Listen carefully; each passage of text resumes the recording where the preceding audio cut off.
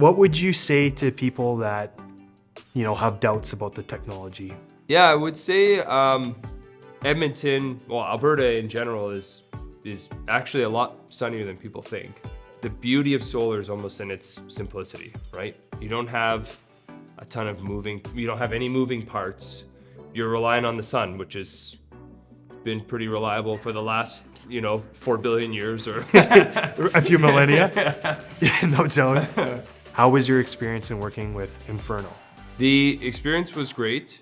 The impact to our operation was nothing. Like the install, you guys were, completely out of our hair. What I often will say to people is that we're kind of the SEAL Team 6 of contractors, right? Like, you don't really know that we're there. Often on the bigger jobs, we'll have a scaffold tower and a little bit of a laydown, but try to really be conscientious and respectful of the business that's operating there because, we're there to provide a service and not get in anyone's hair.